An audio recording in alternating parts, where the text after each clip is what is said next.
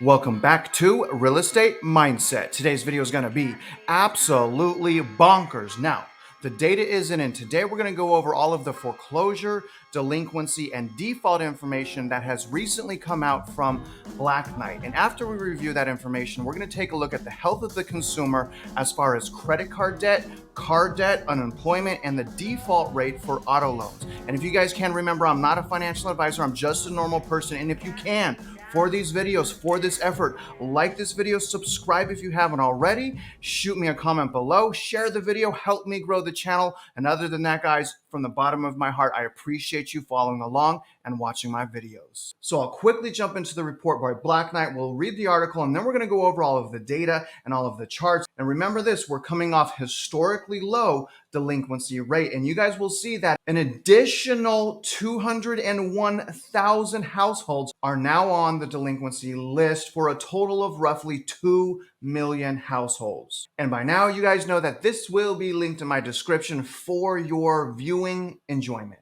But the name of this article is Early Stage Mortgage Delinquencies Rise on Calendar Effect.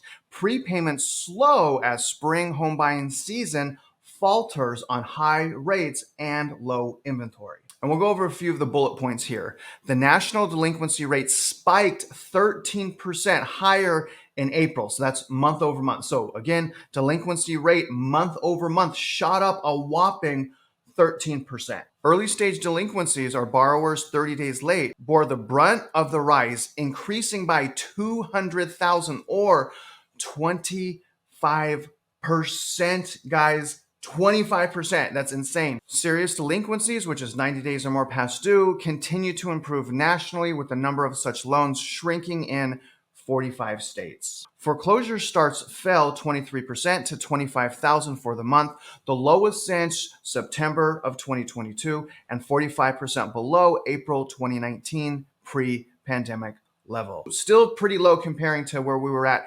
pre-pandemic. And we'll go over the inventory as well. One thing that I haven't really been covering is how much inventory is currently in foreclosure status. Foreclosure actions were started on 4.9% of serious delinquencies in April, down slightly from March and still more than 4% below the monthly average prior to the pandemic. So that's very close to where it was pre-pandemic, obviously.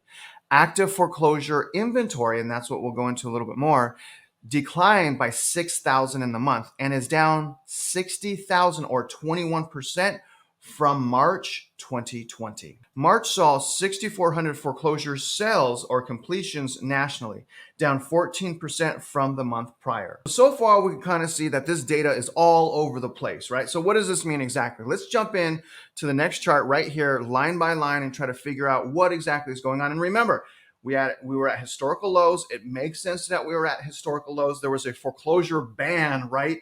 And a massive equity run up. And we're only about a little over a year into quantitative tightening. And I'll actually argue that as of March 1st, we stopped doing quantitative tightening and started doing quantitative easing because of the $400 billion bank bailout. All right, so starting at the first line, this is total delinquencies. Now this shot up. It's still historically low at 3.31%, but look at the month over month change. So is that a sign of things to come, right? Is the inflation and the money tightening, is that finally starting to hit consumers who have proven incredibly strong? It looks like it is, because again, that is up 13.3% month over month, 2% year over year. Now the next line is total foreclosure pre-sale inventory. All right, that's up 0.44%. That's down 2.6% month over month, but that's up year over year 4.9%. Now the total foreclosure starts, this drops significantly month over month. Total foreclosure starts were 25,000. Again, that's actually down 22% month over month. So that's a substantial improvement. So total foreclosure sales for the month of April was 6,400. That's down roughly 14% month over month, but that's up 14% year over year. You guys, this data is all over the place. But one thing that we know is historically, the delinquency rate, the foreclosure rate is super low. Here's the concerning thing. Number of properties that are 30 days or more past due increased 207,000 month over month. Okay, that's 61,000 more than it normally is. So that article says, oh, it's on pace, but the reality is it's 61,000 more than it was last year, for a total number of 1.7 million households that are behind on their mortgage for 30 days right now. Now, number of properties that are 90 days past due, and this is the group of people that are in the worst shape. That's 502,000. So that has gone down 10,000 month over month, year over year, 251,000. Substantial change right there. Now, the number of properties in foreclosure pre-sale inventory. So this is what I wanted to point out right here. So as of right now, pre-foreclosure inventory is sitting at 234,000 homes. So there's 234,000 homes that are being fixed up basically to sell, are right on the cusp of being sold. 234,000. Remember, right now we're about 700,000 active units away from where we were at in inventory pre-pandemic. So 700,000. And if we see here, there's 234,000 homes sitting in that foreclosure pre-sale inventory. So I know it's historically low, but the reality is demand is so far crushed right now that even slight increases of inventory is going to be devastating to prices. Now, moving down, number of properties that are 30 days or more past due, or serious delinquency, or in foreclosure increased to 201,000. All right, that's 75,000 more than last year. So again, roughly a little bit less, so 20,000 less, but roughly 2 million households, okay, and families are currently in some type of financial distress and are now having issues paying their mortgage. Now, if we go to the top 5 states of non-current, it's pretty much all of the usual suspects, except we're adding Pennsylvania on this list with a delinquency rate of 5.05%.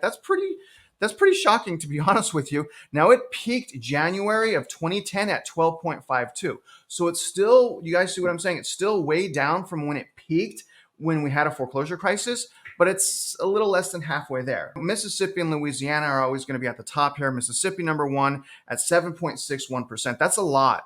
Louisiana at 7.2, Alabama 5.7, West Virginia 5.1. Now here's the bottom 5 states. California is finally out of this list, but a lot of it is all West Coast. It's really, really crazy how the most expensive states have the lowest delinquency rate. I don't understand that. How do the most expensive states have the lowest delinquency rates? Shocking to me, but it is what it is. Starting with Oregon, only 2.2%. Then we have Montana at 2.1, Idaho at 2.1, Washington at 2.0, and number 1 being Colorado, insane, at 2.02%. So apparently Colorado is holding up the best through this whole process, or at least the homeowners are. Very interesting that Pennsylvania is not on this list, but Georgia is. This is the top 5 states for serious delinquency.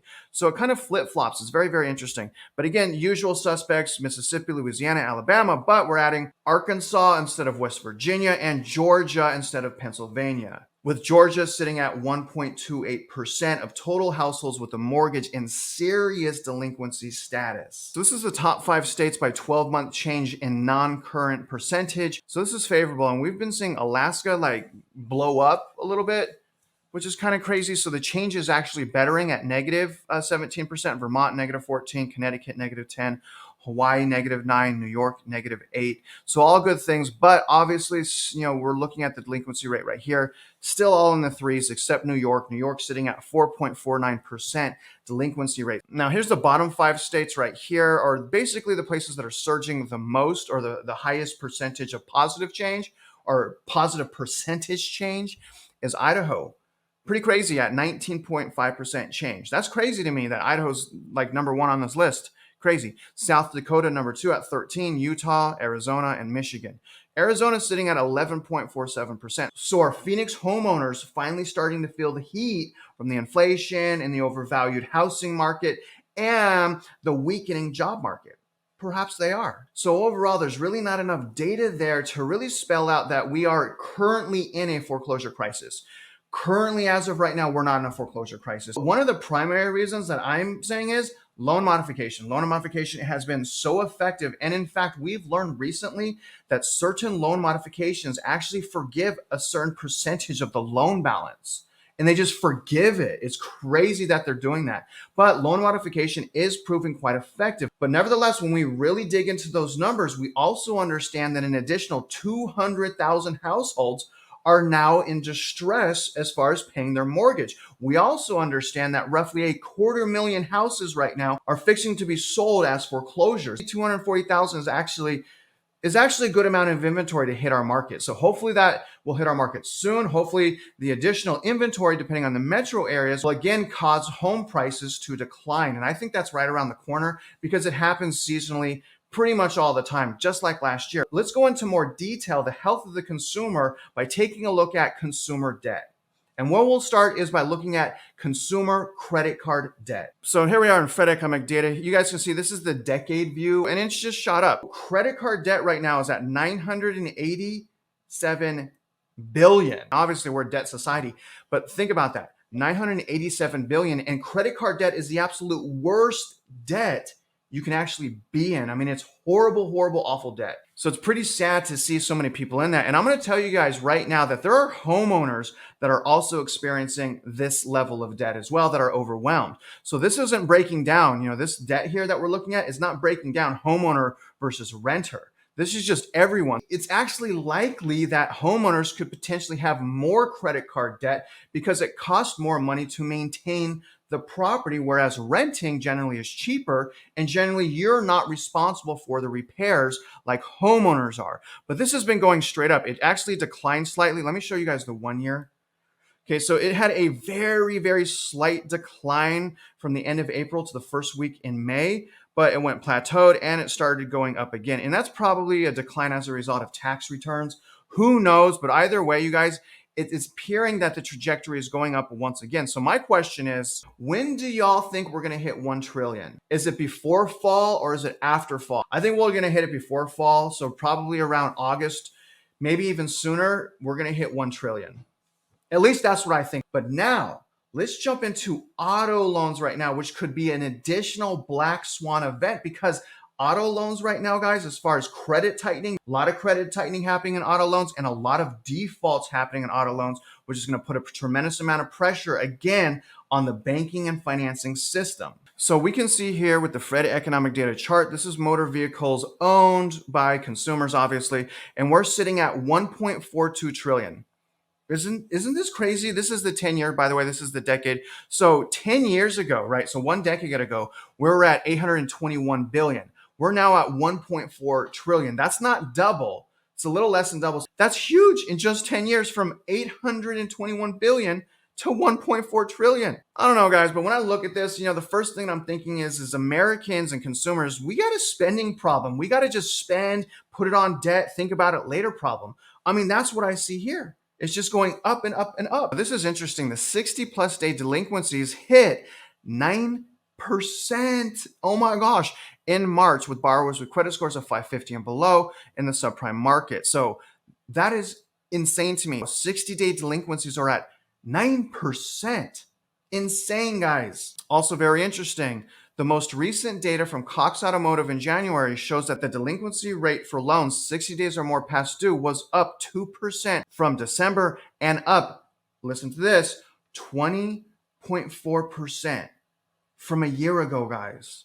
From a year ago. This is the highest rate of delinquency since 2006. Just let that soak in for a second, you guys. Since 2006, we have so much split data right now. It's so hard to figure out what's going to happen. So that's why I'm holding on to the inverted yield curves, the fact that in March there was quantitative easing of $400 billion. And those are the couple things that I'm looking at to really get a good idea of what direction we're headed next. Now let's talk about the unemployment rate. Y'all, the consumer has been incredibly, incredibly strong, as has been the labor market, which makes sense because, again, COVID, right? The money printing, the PPP, the EIDL loans that small businesses and businesses were able to get. Billions and billions of dollars were given out to small, medium, and big businesses during the lockdowns and during COVID. So it makes sense.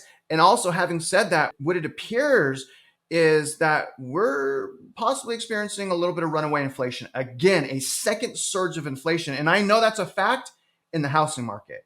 In the housing market, we have another round of inflation, and I think that's just going to bite. It's going to bite the people in the butt that are buying right now, and more than likely, what I believe is probably the interest rates are going to be raised even more, or we're going to be at that pace for a lot longer. But here's the crazy thing, you guys. As of April, we're at 3.4%. Unemployment is down right now to 3.4%. This is historical. You guys, this is a historical, like insanely low unemployment rate. In fact, the unemployment rate is lower than it was when they started quantitative tightening. Isn't this data just really, really shocking to you? Now, in conclusion, when all is said and done, what do you do with this information? It's really hard to be able to tell you that because, again, they are historical low levels. But what I am seeing here is an increase of 200,000 households that are now suffering on their mortgage payments. So what I'm seeing with that data is, and with the other data as far as consumers, the consumer has been incredibly resilient. But it also appears that that resiliency is eroding rapidly. The fact of the matter is our society is spending money like crazy right now, and it is what it is. And when all is said and done, you guys, we have to make our own decision on when to purchase. And it's best to use the data. Use a market analysis to figure out if you're getting a great deal. Figure out if you want to, gamble right now. I've chosen not to. I've decided to step out. I'm extending my lease. And in fact, I only have 30 days to figure out where I'm going to live. I don't even know where I'm going to live. But one thing's for sure, I'm going to be patient. I'm going to love my life. I'm going to enjoy my family. And I'm going to increase my purchasing power as I sit this one out. And it's only temporarily.